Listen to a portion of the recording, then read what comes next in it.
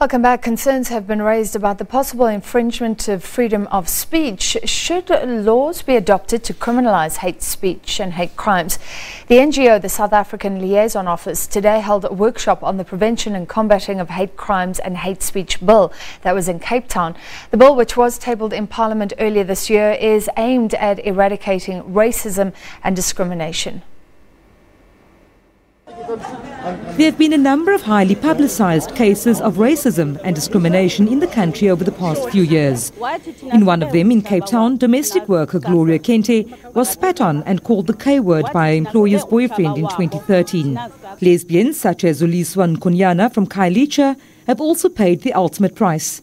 She was stabbed to death in an attack which escalated from homophobic slurs. Activists have welcomed the bill as a measure to dismantle discrimination.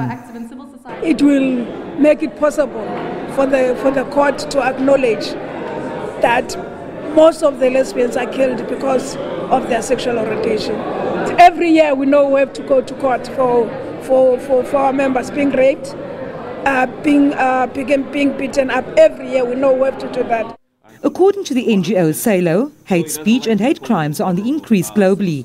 It says 59% of all cases affect black people.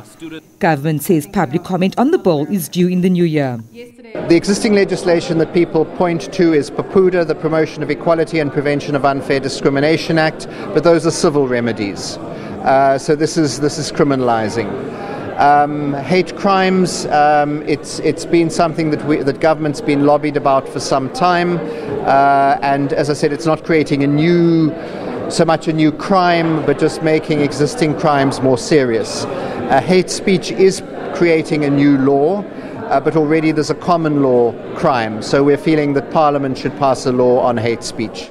The Institute for Justice and Reconciliation says the hate speech legislation is long overdue. I hope it can be fast-tracked before the 2019 elections, because those elections will unleash certain dynamics that we will have to be confronting with after the elections. But the legislation itself, which is the more important point I want to make today, will not alter the mindset of the racists within our society. We need a much more introspective work, the kind of work we do at the Institute for Justice and Reconciliation and the Anti-Racism Network of South Africa, which really focuses on shifting the mindset.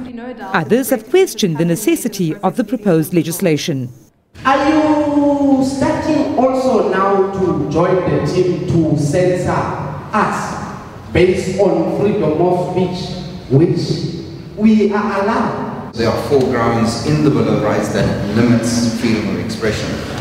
To go the extra mile now to criminalise speech surely is maybe a step too far. The bill makes provision for harsher penalties of between 3 and 5 years for first or subsequent offences. Vanessa Puna, SABC News, Cape Town. To more warning.